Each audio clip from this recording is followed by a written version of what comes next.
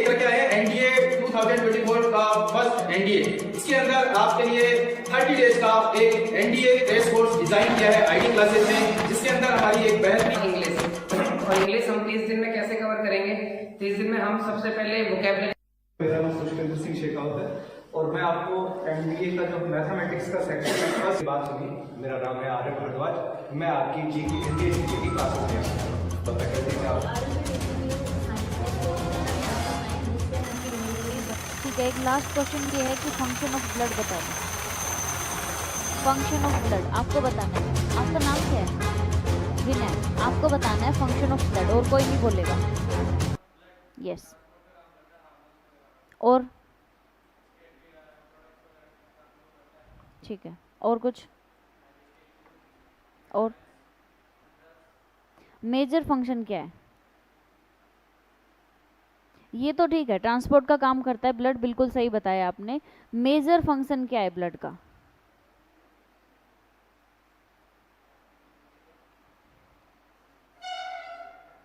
अब बताओ। यस, क्या है?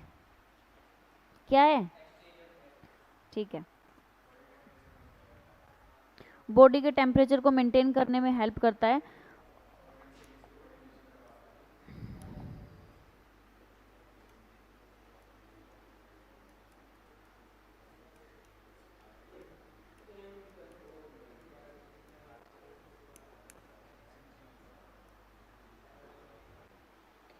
What is the topic? Chemical bonding. आप लोग बॉन्ड के बारे में कितना जानते हो? What is bond? No, just bond, not type of bond. Electron share होता है उसको बॉन्ड बोलते हैं।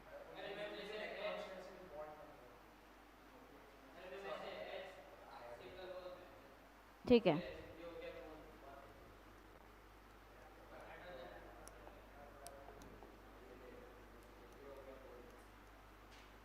दिस इज बॉन्ड, बट ये रिप्रेजेंटेशन है बॉन्ड की।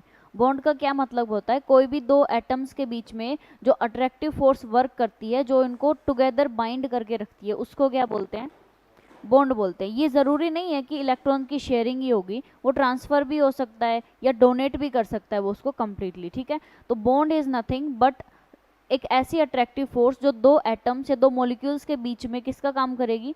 बाइंडिंग का काम करेगी। बाइंडिंग से मतलब समझते हो दोनों को बांध के रखना। ठीक है, मतलब एक दूसरे से कनेक्ट करके रखेगी, इसको बोलते हैं बॉन्ड। अब बॉन्ड जो है वो काफ़ी टाइप्स का होता है। क्या होता है? काफ़ी टाइप्स का बॉन्ड होता है, जैसे कोवेलेंट बॉन्ड।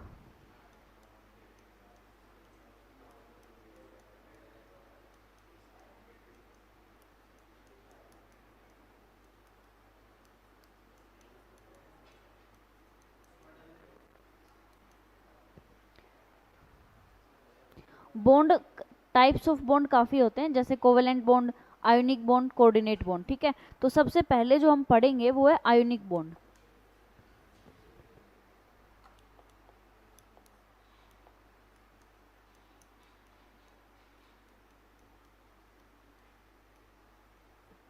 अब आयोनिक बॉन्ड क्या होता है जानते हो?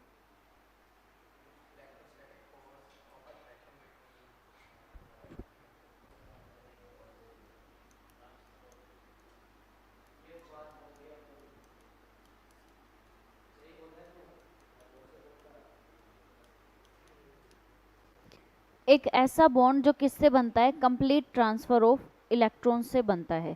इसके एग्जाम्पल के लिए NaCl कैसा कंपाउंड है? यस, HCl, NaCl कैसा कंपाउंड है? आयोनिक कंपाउंड है। क्यों है आयोनिक कंपाउंड? क्योंकि Na और Cl के बीच में कैसा बॉन्ड बनता है? आयोनिक बॉन्ड बनता है। Na के पास कितने लोन पेयर ऑफ इलेक्ट्रॉन्स होते हैं?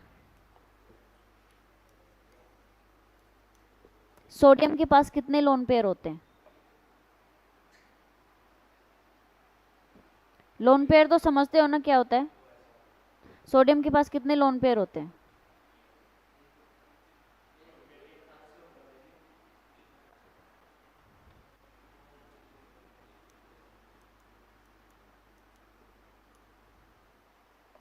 सही लिखा है कि गलत लिखा है? कितने बच्चे एग्री करते हैं कि सही लिखा है? तो गलत है। आप एग्री नहीं हो मतलब आप ये कहना चाह रहे हो कि गलत लिखा है। सोडियम के पास लोन पेयर ऑफ इलेक्ट्रॉन्स नहीं होता है, उसके पास क्या है, एक इलेक्ट्रॉन उसके पास फ्री स्पेस में होता है। कैसे होता है, फ्री स्पेस में, मतलब फ्री इलेक्ट्रॉन उसके पास प्रेजेंट होता है और वो अपना वही इलेक्ट्रॉन किसको डोनेट कर देता है या फिर ट्रांसफर कर देता है, किसको, Cl को। और इन दोनों के बीच में इसी ट्रांसफर की वजह से जो बॉन्ड बनता है दैट इज आयोनिक बॉन्ड। कौन सा बॉन्ड, आयोनिक बॉन्ड। मतलब एक ऐसा बॉन्ड जो किससे बने, कंप्लीट ट्रांसफर ऑफ इलेक्ट्रॉन से बने, उसे आप क्या बोलोगे, आयोनिक बॉन्ड बनो बोलोगे। अब इसके लिए एक स्पेशल कंडीशन होती है, जानते हो क्या कंडीशन होती है। आयोनाइजेशन एनर्जी तो सुना होगा, नहीं सुना है, क्या होती है, क्या होती, जस्ट सुना है, ठीक है। इलेक्ट्रॉन एफिनिटी,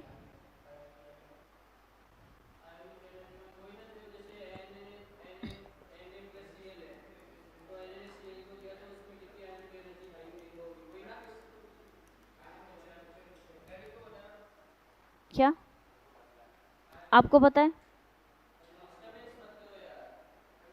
कोई बात नहीं मैं बता रही हूँ। एंथैल्पी नहीं, एनर्जी। एंथैल्पी में और एनर्जी में क्या डिफरेंस होता है, और एनर्जी, तो आयोनाइजेशन एनर्जी क्या होती है,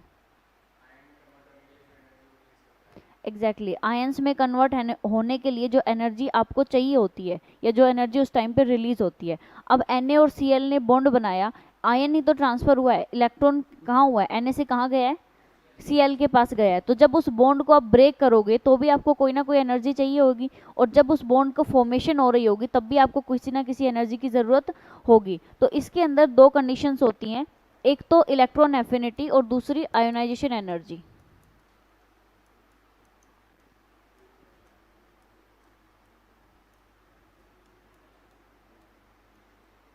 ये कंडीशन है आयोनिक बॉन्ड बनने के लिए। इलेक्ट्रॉन एफिनिटी और आयोनाइजेशन एनर्जी कैसी होनी चाहिए, हाँ जी, आयोनाइजेशन एनर्जी जो है वो तो लो होनी चाहिए, और जो इलेक्ट्रॉन एफिनिटी है वो कैसी होनी चाहिए, हाई होनी चाहिए।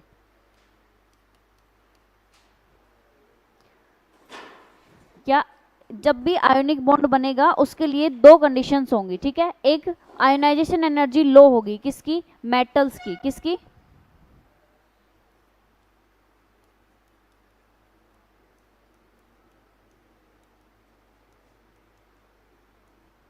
एक मेटल और एक नॉन मेटल के बीच में जब भी आयोनिक बॉन्ड बनता है तो उसके लिए दो कंडीशंस होती हैं। आयोनाइजेशन एनर्जी मेटल की लो होनी चाहिए और नॉन मेटल की इलेक्ट्रॉन एफिनिटी क्या होनी चाहिए, हाई होनी चाहिए। यस,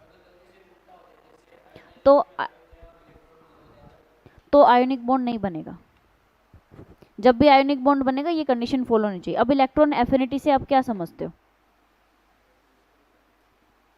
एफिनिटी से क्या समझते हो,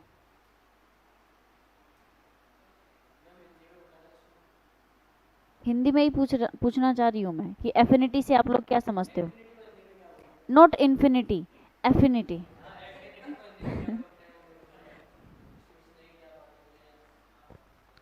देखो एफिनिटी का मतलब होता है किसी चीज को गेन करना, क्या करना।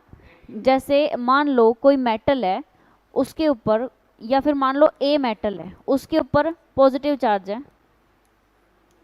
और बी मेटल है उसके ऊपर कैसा चार्ज है, नेगेटिव चार्ज है। तो जिसके पास नेगेटिव चार्ज होगा वो क्या चाहेगा, उसके पास पॉजिटिव चार्ज आए, इसी को एफिनिटी बोलते हैं। मतलब जिसके पास पॉजिटिव है वो नेगेटिव को अट्रैक्ट करेगा, और जिसके पास नेगेटिव है वो किसको अट्रैक्ट करेगा, पॉजिटिव को अट्रैक्ट करेगा। इसी चीज को एफिनिटी बोलते हैं।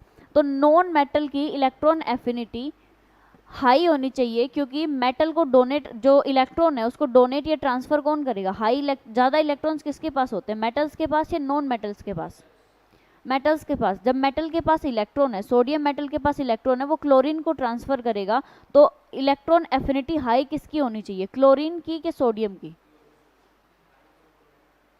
हाँ इलेक्ट्रॉन एफिनिटी हाई किसकी होनी चाहिए, क्लोरीन की कि सोडियम की, क्लोरीन की, क्योंकि एक्सेप्ट किसको करना है, इलेक्ट्रॉन Cl को एक्सेप्ट करना है। तो इसकी इलेक्ट्रॉन एफिनिटी कैसी होनी चाहिए, हाई होनी चाहिए। आयोनिक, लास्ट में बैठ के बातें ना करो, नहीं तो क्लास से बाहर जाओ।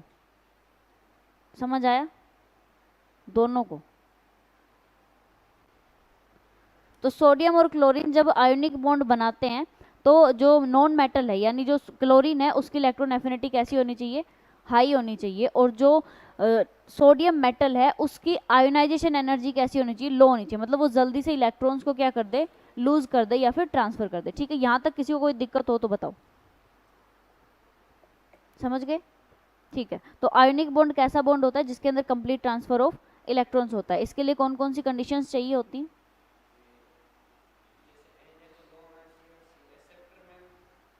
यस, आयोनाइजेशन एनर्जी लो होनी चाहिए और इलेक्ट्रॉन एफिनिटी हाई होनी चाहिए। ठीक है, मेटल और नॉन मेटल की। अब बात करते हैं इसकी कुछ प्रॉपर्टीज होती हैं। जितने भी आयोनिक बॉन्ड्स या आयोनिक कंपाउंड्स होते हैं उनकी कुछ प्रॉपर्टीज होती हैं। क्या क्या प्रॉपर्टीज होती हैं? सबसे पहले तो ये बताओ कि जो आयोनिक बॉन्ड बनेगा वो एक स्ट्रॉन्ग बॉन्ड होगा या वीक बॉन्ड होगा? कैसा बॉन्ड होगा? स्ट्रॉन्ग बॉन्ड होगा। तो जब वो एक स्ट्रॉन्ग बॉन्ड है तो उसको तोड़ने के लिए, उसको ब्रेक डाउन करने के लिए आपको कम एनर्जी चाहिए होगी या ज़्यादा एनर्जी चाहिए? ज़्यादा एनर्जी चाहिए होगी। मतलब उसका बॉइलिंग पॉइंट और मेल्टिंग पॉइंट कैसा होगा? हाई होगा। कैसा होगा? हाई होगा। तो इसकी फर्स्ट प्रॉपर्टी यही है कि इन कंपाउंड्स का बॉइलिंग पॉइंट और मेल्टिंग पॉइंट कैसा होता है? हाई होता है। कैसा होता है? हाई होता है। जितने भी आयोनिक कंपाउंड्स होते हैं उनका मेल्टिंग पॉइंट और बॉइलिंग पॉइंट कैसा होता है? हाई होता है। क्यों हाई होता है? क्योंकि उनको जो बॉन्ड है वो स्ट्रॉन्ग होगा, और जब बॉन्ड स्ट्रॉन्ग होगा तो उसको ब्रेक डाउन करने के लिए ज़्यादा एनर्जी की ज़रूरत पड़ेगी। और मेल्ट कोई भी सब्सटेंस या कोई भी मटेरियल मेल्ट कब होता है? आपके पास कोई मटेरियल ए है, उसको आपको मेल्ट करना है, या ए बी मान लो, ए बी कोई कंपाउंड है, उसको आपको मेल्ट करना है, तो वो कब मेल्ट होगा? जब बॉन्ड्स ब्रेक होंगे। बॉन्ड्स ब्रेक होंगे तभी तो मेल्ट होगा, तभी तो बॉईल होगा। तो उन बॉन्ड्स को ब्रेक करने के लिए जब आपको ज़्यादा एनर्जी की ज़रूरत पड़ रही है तो उनका मेल्टिंग पॉइंट और बॉइलिंग पॉइंट कैसा हो जाएगा? हाई हो जाएगा। किसी को कोई प्रॉब्लम यहाँ तक? नो। नेक्स्ट इसकी प्रॉपर्टी है कि ये इलेक्ट्रिसिटी के गुड कंडक्टर्स होते हैं। कैसे होते हैं? गुड कंडक्टर्स होते हैं इलेक्ट्रिसिटी और हीट दोनों के। आपने कभी नोटिस किया होगा जब आप पानी के अंदर, नॉर्मल पानी के अंदर सोल्ट डाल देते हो, यस, डायमंड सेमीकंडक्टर कब से होगा? डायमंड इंसुलेटर होता है, यस। डायमंड सेमीकंडक्टर या कंडक्टर नहीं होता, वो इंसुलेटर होता है, क्योंकि उसके पास फ्री इलेक्ट्रॉन्स नहीं होते हैं। ठीक है, तो ये जो आयोनिक कंपाउंड्स होते हैं वो कैसे होते हैं? Good conductor of heat and electricity होते हैं। जैसे आपने वाटर के अंदर, पानी के अंदर सोल्ट डाल दिया तो वो इजीली इलेक्ट्रिसिटी को क्या करेगा? कंडक्ट करेगा। ठीक है, तो ये कैसे होते हैं? गुड कंडक्टर्स होते हैं। बट उसके लिए एक स्पेशल कंडीशन है। कौन से स्टेट में? मोल्टन स्टेट में, यस।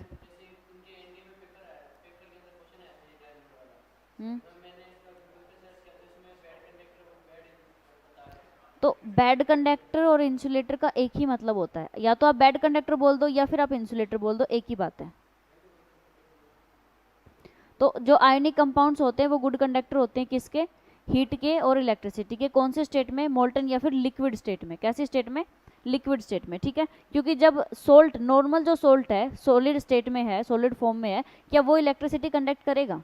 नहीं करेगा। लेकिन जैसे ही वो पानी के अंदर डिजोल्व होगा, मेल्ट हो जाएगा, उसके बाद वो क्या कर सकता है? इलेक्ट्रिसिटी कंडक्ट कर सकता है। ठीक है, किसी को दिक्कत यहाँ तक? नो। अब इसके बाद है जब ये सॉलिड स्टेट में होते हैं। कैसे स्टेट में होते हैं? सॉलिड स्टेट में। तो ये कैसे होते हैं? इंसुलेटर्स की तरह क्या करते हैं? बिहेव करते हैं। कौन से स्टेट में? सॉलिड स्टेट में। तो स्टेट याद रखनी है कि अगर सॉलिड स्टेट में है तो इंसुलेटर होगा, और अगर लिक्विड स्टेट में है तो कैसा होगा? गुड कंडक्टर होगा या फिर कंडक्टर होगा। ठीक है, यहाँ तक दिक्कत किसी को? सोल्युबिलिटी जानते हो क्या होता है? सोल्युबिलिटी किसी भी सब्सटेंस का वाटर के अंदर या किसी लिक्विड के अंदर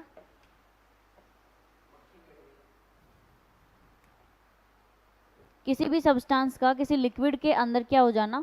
सोल्यूबल मतलब कंप्लीटली मिक्सअप हो जाना, नॉर्मली आप बोल सकते हो जैसे सोल्ट का वाटर के अंदर मिक्स हो जाना क्या हो जाएगी, सोल्युबिलिटी हो जाएगी। तो ये कंपाउंड जो आयोनिक कंपाउंड्स होते हैं वो सोल्यूबल होते हैं किसमें, वाटर में। Yes, not every liquid. अगर आप लिक्विड बोलते हो तो इसका मतलब ये हर लिक्विड में सोल्यूबल हो जाएंगे, सिर्फ किस में सोल्यूबल होते हैं, वाटर में सोल्यूबल होते हैं। एग्जाम्पल वही आप NaCl का एग्जाम्पल ले सकते हो। HCl भी किस में सोल्यूबल हो जाता है, वाटर में। क्या, जितने भी एसिड्स होते हैं वो सारे आयोनिक कंपाउंड्स बनाते हैं, तो H2SO4 भी आप ले सकते हो, ठीक है। नेक्स्ट देखो, इनकी नेक्स्ट प्रॉपर्टी है जो पोलर सॉल्वेंट्स होते हैं,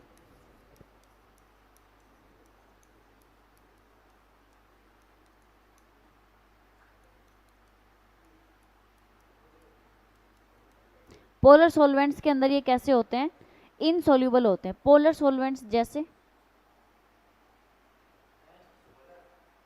पोलर सॉल्वेंट्स जैसे एग्जांपल के लिए क्या बता सकते हो, पोलर सॉल्वेंट क्या होता है, बेंजीन। बेंजीन कैसा है, जैसे बेंजीन है एग्जांपल के लिए,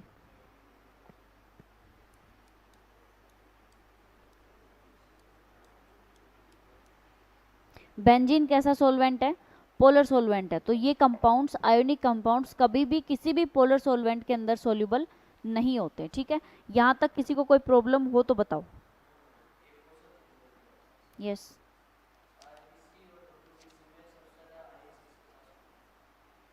RBC और WBC में सबसे ज्यादा आयरन RBC के पास होगा ना। हेमोग्लोबिन किसके पास होता है, RBC के पास होता है, तो आयरन भी उसके पास ज्यादा होगा।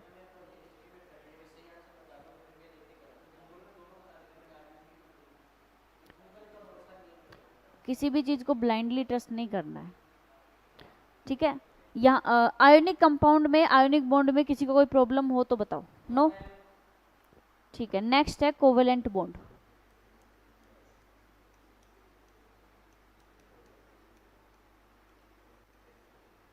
नेक्स्ट क्या है, कोवेलेंट बॉन्ड। क्या होता है कोवेलेंट बॉन्ड, शेयरिंग ऑफ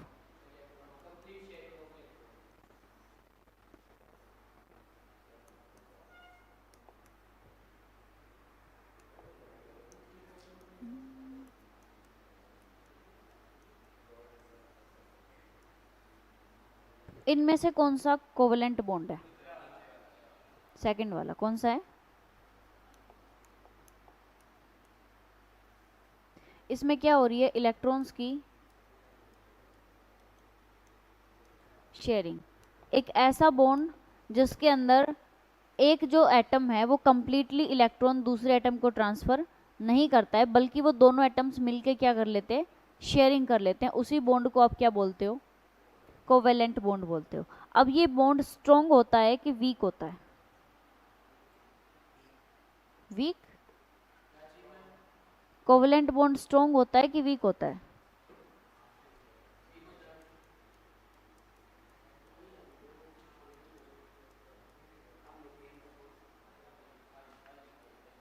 कैसा होता है, स्ट्रॉन्ग बॉन्ड होता है। यस, मेल्टिंग पॉइंट और बॉइलिंग पॉइंट इसका भी क्या होगा, हाई होगा। तो कोवेलेंट बॉन्ड एक ऐसा बॉन्ड जो इलेक्ट्रॉन्स की शेयरिंग से बनता हो। इससे जैसे H2 है, Cl2 है, ये सारे किसके एग्जाम्पल हो जाएंगे, कोवेलेंट बॉन्डिंग के एग्जाम्पल्स हो जाएंगे जिसमें भी शेयरिंग होगी। अब आप लोग ये बताइए कि वो कौन सा एटम या वो कौन सा मेटल जो है जो कि सबसे ज्यादा कोवेलेंट बॉन्डिंग करता है, सबसे ज्यादा highest number of bonds form करता है, कौन सा है, कार्बन। अब आप लोगों को पता है कि बॉन्ड मतलब कोई भी एटम है, जैसे एटम A है और एटम B है, इन दोनों के पास फ्री इलेक्ट्रॉन्स है, दोनों के पास क्या है, फ्री इलेक्ट्रॉन्स। मान लो एक एक फ्री इलेक्ट्रॉन है, ठीक है, एग्जाम्पल के लिए। अब आप ये बताओ कि इनमें से कौन सा तो शेयरिंग करेगा और कौन सा ट्रांसफर करेगा, कौन सा कोवेलेंट बॉन्ड बनाएगा, ये आप कैसे डिसाइड करोगे। दोनों एक दूसरे को शेयर कर लेंगे, क्यों ट्रांसफर नहीं कर सकते? मतलब ये नहीं बोल रही हूँ कि दोनों को बॉन्ड बनाना है, किसी अदर एटम के साथ बॉन्ड बनाना है इनको। इलेक्ट्रॉन्स डिफरेंट ले लेते हैं।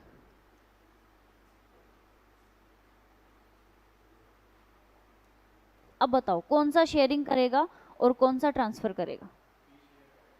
बी क्या करेगा? शेयर करेगा। और ए क्या करेगा? ट्रांसफर। क्यों ए शेयर नहीं कर सकता? क्यों?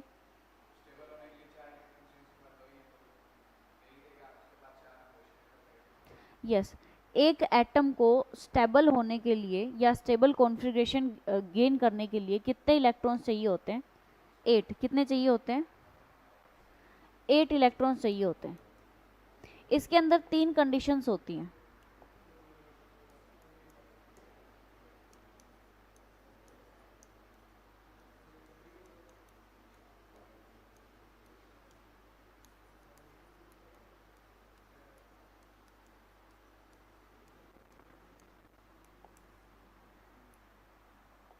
ये 3 कंडीशंस होती हैं किसकी? कि कोई भी एटम शेयरिंग करेगा, ट्रांसफर करेगा या फिर इलेक्ट्रॉन्स को डोनेट करेगा। देखो जब भी किसी एटम के पास अगर 4 इलेक्ट्रॉन है तो वो डेफिनेट है क्या करेगा? शेयरिंग करेगा। अगर लेस देन 4 है तो वो क्या करेगा? गेन करेगा कि लूज करेगा? लूज करेगा। क्या करेगा? और अगर मोर देन 4 है तो वो क्या करेगा? गेन करेगा। ठीक है, तो ये 3 कंडीशंस याद रखनी है। 4 इलेक्ट्रॉन्स को बेस बना लो कि 4 इलेक्ट्रॉन्स होंगे वो शेयर करेगा, लेस देन 4 होंगे वो लूज करेगा, और मोर देन 4 होंगे तो वो क्या करेगा? गेन करेगा। क्योंकि इलेक्ट्रॉन को गेन करने में भी आपको एनर्जी की ज़रूरत पड़ती है और लूज करने में भी। तो ज़्यादा इलेक्ट्रॉन्स गेन करने में एनर्जी ज़्यादा लगेगी, और कम इलेक्ट्रॉन्स, मान लो किसी के पास एक ही इलेक्ट्रॉन है तो उसको 7 इलेक्ट्रॉन लेने में ज़्यादा एनर्जी चाहिए, रेदर देन कि एक इलेक्ट्रॉन को वो क्या कर दे? लूज कर दे। तो वो क्या प्रेफर करता है कि वो उस एक इलेक्ट्रॉन को भी क्या कर दे? लूज कर दे और स्टेबल कंडीशन में आ जाए। ठीक है, तो जो कार्बन है वो सबसे ज़्यादा बॉन्ड्स बनाता है, सबसे ज़्यादा। आप लोगों ने 11th-12th में भी पढ़ा होगा, लॉन्गेस्ट चेन किसकी फॉर्म होती है? कार्बन की। कार्बन की लंबी लंबी चेन्स बनती है, मतलब वो खुद के साथ भी क्या कर लेता है? बॉन्डिंग। कार्बन कार्बन बॉन्डिंग होती है। ठीक है, तो हाईएस्ट नंबर ऑफ बॉन्ड्स कौन फॉर्म करता है? कार्बन फॉर्म करता है। ठीक है, तो कोवेलेंट बॉन्ड की डेफिनेशन में किसी को कोई दिक्कत है? नो। लोन पेयर इलेक्ट्रॉन्स तो आपको पता ही है, वो इलेक्ट्रॉन जो किस में पार्टिसिपेट नहीं करते? बॉन्डिंग में पार्टिसिपेट नहीं करते। अब इसकी जो कोवेलेंट बॉन्ड है इसकी भी कुछ प्रॉपर्टीज होती हैं।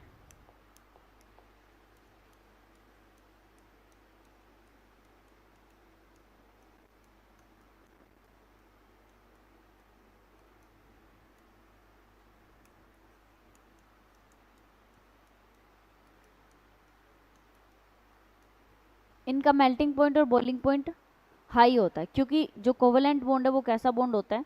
स्ट्रॉन्ग बॉन्ड होता है। कैसा बॉन्ड होता है?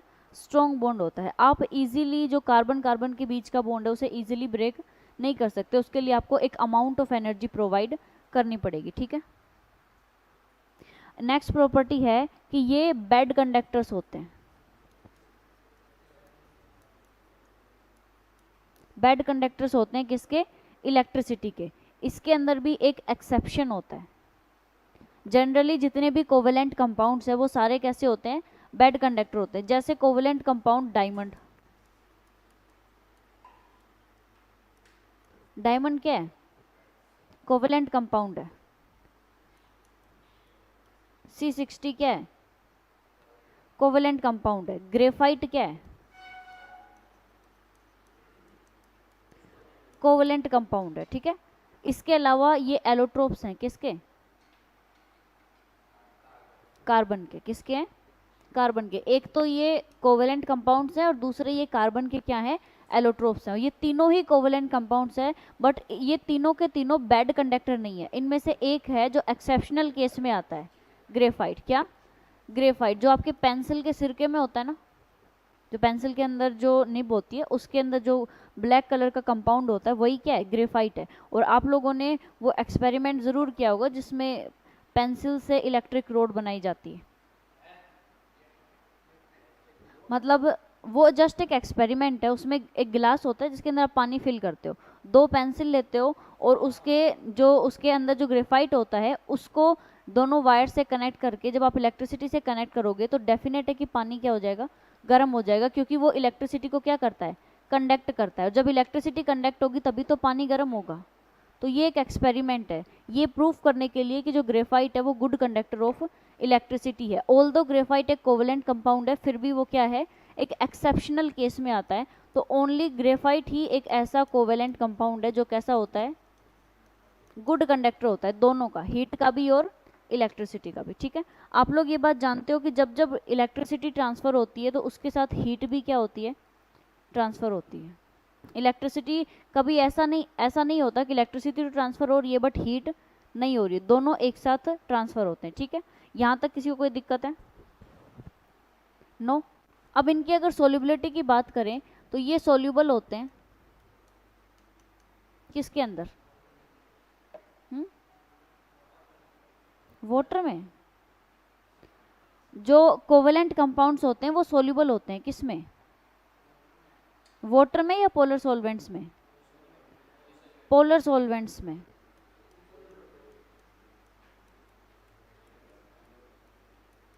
आपने कभी सुना है ग्रेफाइट पानी में मिक्स हो गया? नहीं होता, ये वाटर के अंदर इनसोल्यूबल होते हैं। हाँ जी, नहीं होता है। ग्रेफाइट हो गया, डायमंड हो गया, जितने भी आपके कोवेलेंट कंपाउंड्स होते हैं उनमें से कोई भी कोवेलेंट कंपाउंड वाटर के अंदर मिक्स नहीं होता, क्योंकि ये इनसोल्यूबल होते हैं। ठीक है, और जो पोलर सॉल्वेंट्स हैं उनके अंदर क्या होते हैं, वो सोल्यूबल होते हैं। ठीक है, यहाँ तक किसी को कोई दिक्कत है? नो। जैसे क्लोरोफॉर्म क्या है,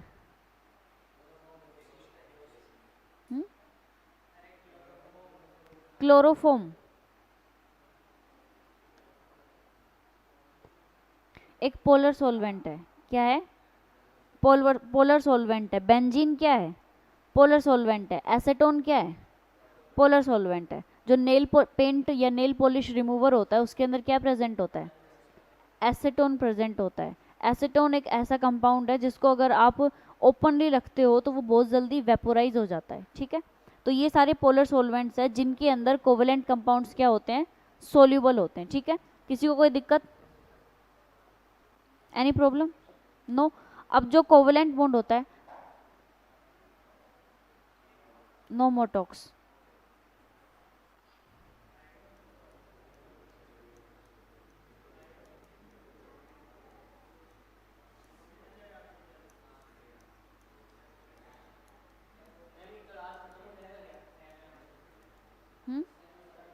क्या? यस, नहीं अभी नहीं हुआ है। जो कोवेलेंट कंपाउंड्स होते हैं, इधर देखो, जिसको नहीं पढ़ना है ना वो क्लास से बाहर जा सकता है, लेकिन डिस्टर्ब ना करो क्लास को।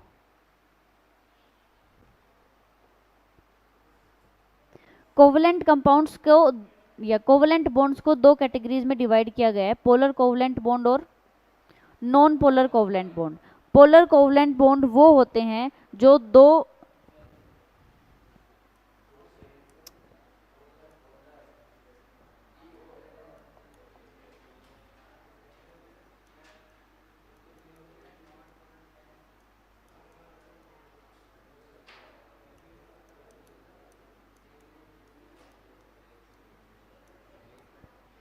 पोलर कोवेलेंट बॉन्ड्स वो होते हैं जो किस में बनते हैं, डिफरेंट कंपाउंड्स में बनते हैं। जैसे HCl में, अगर एग्जांपल के लिए, पहले तो आप ये बताओ कि कोवेलेंट कंपाउंड का एग्जांपल क्या दोगे आप? यस, कोवेलेंट बॉन्ड का।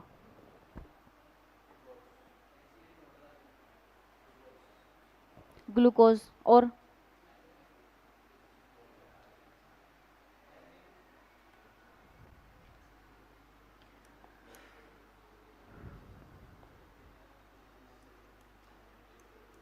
क्या ये कोवेलेंट कंपाउंड है, बॉन्ड है? ठीक है, तो जैसे HCl के अंदर जो कोवेलेंट बॉन्ड बनेगा वो कौन सा होगा, पोलर होगा कि नॉन पोलर होगा? पोलर होगा। और जो H और H के बीच में बनेगा नॉन पोलर होगा। कैसा होगा, नॉन पोलर। मतलब जो सेम कंपाउंड्स में बनते हैं वो कैसे होते हैं, नॉन पोलर। जो डिफरेंट कंपाउंड में बनेंगे वो कैसे होंगे, पोलर होंगे। कैसे होंगे? पोलर होंगे। ठीक है, किसी को प्रॉब्लम है इधर तक? लास्ट आता है कोऑर्डिनेट बॉन्ड्स। कौन सा बॉन्ड? Coordinate bond.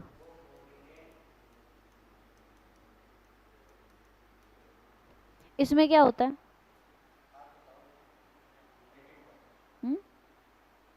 क्या?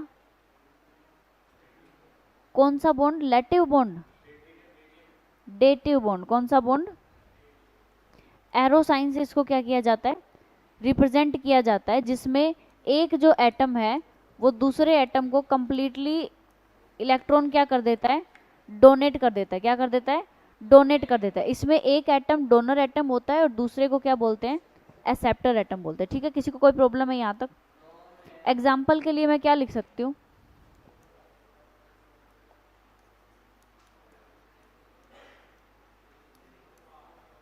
इसमें कौन सा बॉन्ड बन रहा है?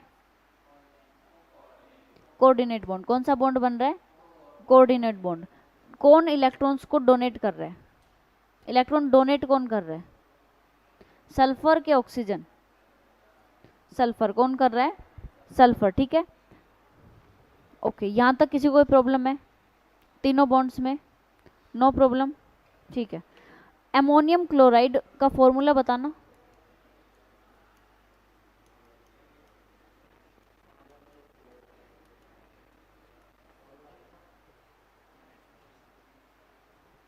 आप बताएंगे?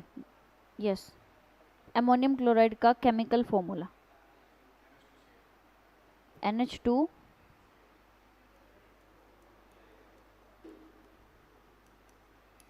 और कोई जवाब?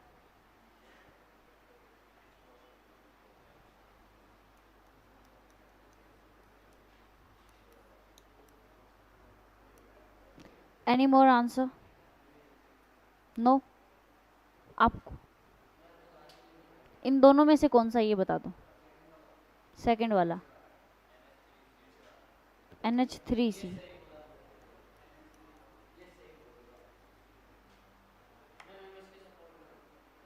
NH3Cl। आप कौन सा वाला? फर्स्ट, सेकंड या third? Third. You your answer कौन सा? फर्स्ट या सेकंड या थर्ड?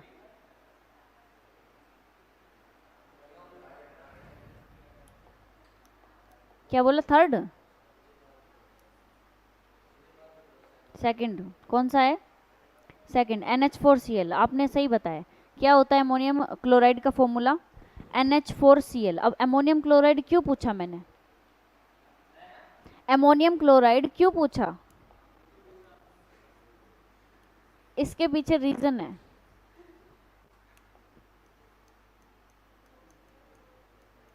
रीजन ये है कि एक ऐसा कंपाउंड है जिसके अंदर तीनों बॉन्ड्स पाए जाते हैं, आयोनिक बॉन्ड, कोवलेंट बॉन्ड और कोऑर्डिनेट बॉन्ड। ठीक है, तीनों टाइप्स ऑफ बॉन्ड इसके अंदर पाए जाते हैं। ये एक स्पेशल केस है। क्या? अमोनियम क्लोराइड एक ऐसा कंपाउंड है जिसके अंदर तीनों बॉन्ड्स पाए जाते हैं। और अच्छा, कैसे पाए जाते हैं? देखो, हाइड्रोजन और क्लोरीन कौन सा बॉन्ड फॉर्म करेंगे? H और Cl में कौन सा बॉन्ड फॉर्म होगा? आयोनिक। और जब हाइड्रोजन क्या कर रहा है, इन दोनों के पास जब एक एक इलेक्ट्रॉन होंगे तो ये शेयरिंग भी कर सकते हैं। मतलब कौन सा बॉन्ड बनेगा? कोवलेंट बॉन्ड, शेयरिंग से। अब लास्ट वाली बात आती है कौन सी? कोऑर्डिनेट बॉन्ड की, जिसमें एक वही बता रही हूँ, जो N है वो कंप्लीटली ट्रांसफर क्या करता है? इलेक्ट्रॉन्स। किसको? हाइड्रोजन को। ठीक है, तो इसके अंदर ये एक ऐसा कंपाउंड है जिसके अंदर आपको क्या मिलेगा? तीनों टाइप्स ऑफ बॉन्ड मिलेंगे। ये एक स्पेशल केस है। ठीक है,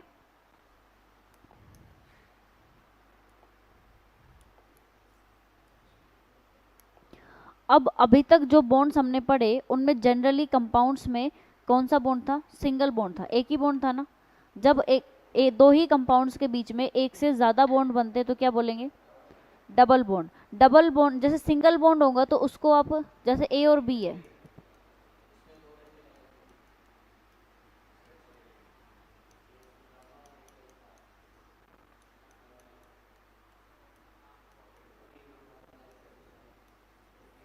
ये दो एग्जाम्पल्स हैं। A और B के बीच में फर्स्ट वाले एग्जाम्पल में एक बॉन्ड बन रहा है सिंगल बॉन्ड, सेकंड वाले में दो बॉन्ड बन रहे हैं मतलब डबल बॉन्ड। अब जो डबल बॉन्ड होता है उसके अंदर दोनों बॉन्ड्स के अलग अलग नाम होते हैं।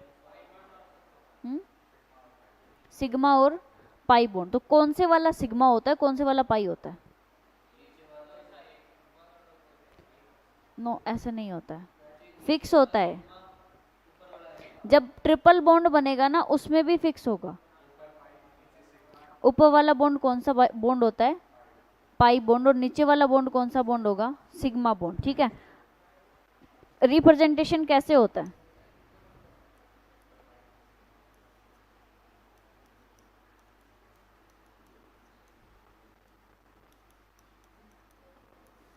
सिग्मा बॉन्ड और पाई बॉन्ड। ठीक है, किसी को कोई दिक्कत इधर तक?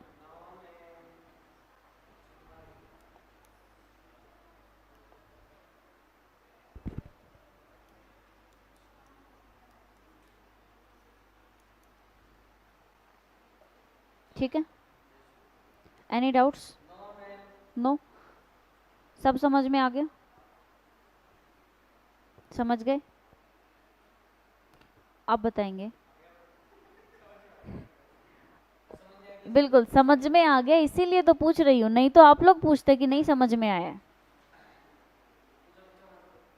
पोलर कोवलेंट बॉन्ड्स क्या होते हैं? नहीं, जिनसे पूछा गया है उन्हीं को बताएं। किसमें? सेम एलिमेंट्स के बीच में होते हैं। और नॉन पोलर?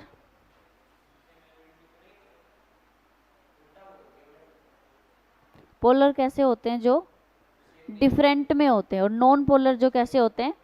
सेम में होते हैं। अभी अभी ही तो बताया है। ठीक है,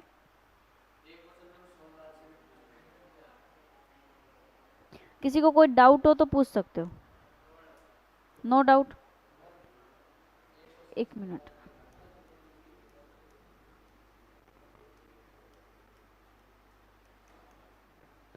ये वो टॉपिक है। बॉन्ड एनर्जी क्या होता है? बॉन्ड को ब्रेक करने के लिए जो एनर्जी रिक्वायर्ड होती है उसे क्या बोलते हैं? बॉन्ड एनर्जी बोलती है। अब ये बताओ, सिंगल बॉन्ड के लिए बॉन्ड एनर्जी हाई होगी या डबल बॉन्ड के लिए हाई होगी? डबल के लिए हाई होगी, क्योंकि जितने ज़्यादा बॉन्ड्स होंगे उतने स्ट्रॉन्ग होगा कंपाउंड, और जितना स्ट्रॉन्ग होगा उतनी ज़्यादा एनर्जी ज़रूरत होगी। ठीक है, तो सिंगल बॉन्ड की बॉन्ड एनर्जी कम होती है comparison to the double bond, और डबल बॉन्ड की बॉन्ड एनर्जी कम होती है comparison to the triple bond. ठीक है, तो अगर आप बॉन्ड एनर्जी को लिखना चाहो तो ऐसे लिख सकते हो। ठीक है, सही लिखा कि गलत लिखा? सही है। ठीक है,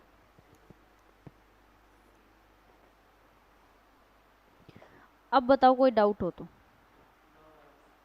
बॉन्ड एनर्जी कौन सी दो चीज़ों पे डिपेंड करती है?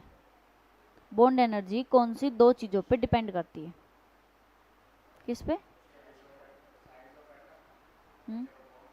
यस, साइज ऑफ एटम और नेचर ऑफ बॉन्ड। अब साइज ऑफ एटम पे कैसे डिपेंड करेगी? एटम जितना छोटा होगा उतना ज़्यादा अट्रैक्टिव फोर्स ज़्यादा होगा, और जितना ज़्यादा अट्रैक्टिव फोर्स होगा एटम को रिलीज करवाने में उतनी ज़्यादा एनर्जी लगेगी। और एटम जितना बड़ा होगा अट्रैक्टिव फोर्स उतना ही क्या होगा? कम होगा। और जितना अट्रैक्टिव फोर्स कम होगा उतनी ही कम एनर्जी आपको रिक्वायर्ड होगी। क्योंकि बॉन्ड कब ब्रेक होगा? जब इलेक्ट्रॉन अपने शेल से कहाँ जाएगा? बाहर जाएगा, एग्जिट करेगा। क्या? यस, एक्साइटेड स्टेट में, या फिर जो अपना शेल है वैलेंस शेल उससे क्या कर जाएगा? वो एग्जिट कर जाएगा। ठीक है, कोई डाउट हो तो बताओ। No doubts? लास्ट में एक छोटा सा टॉपिक और बच जाता है, हाइड्रोजन बॉन्ड।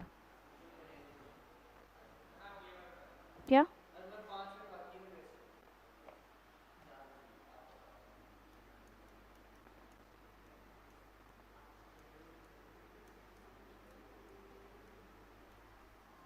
हाइड्रोजन बॉन्ड सिर्फ 3 ही एलिमेंट्स हैं जो क्या बनाते हैं? हाइड्रोजन बॉन्ड बनाते हैं। कौन कौन से? ये तो फिक्स है कि हाइड्रोजन बॉन्ड किसके साथ बनेगा? हाइड्रोजन के साथ बनेगा। ये एक वीक बॉन्ड है जिसको कैसे रिप्रेजेंट किया जाता है? ऐसे ब्रेक डैश से रिप्रेजेंट किया जाता है। कार्बन? यस, फ्लोरीन, ऑक्सीजन और नाइट्रोजन, ये 3 ऐसे एटम्स हैं जो क्या फॉर्म करते हैं? हाइड्रोजन बॉन्ड फॉर्म करते हैं। ठीक है, आपके लिए क्वेश्चन ये है कि जो वाटर है वो लिक्विड क्यों होता है, सॉलिड क्यों नहीं होता नॉर्मल टेम्परेचर पे?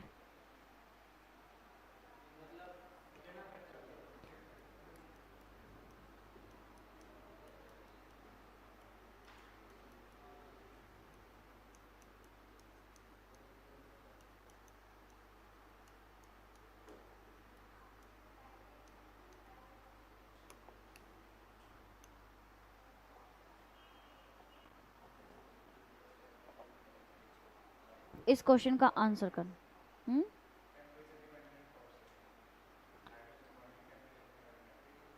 हाइड्रोजन बॉन्डिंग टेम्परेचर पे डिपेंड करती है। इसका आंसर यही है, क्योंकि हाइड्रोजन और ऑक्सीजन कौन सा बॉन्ड बनाते हैं?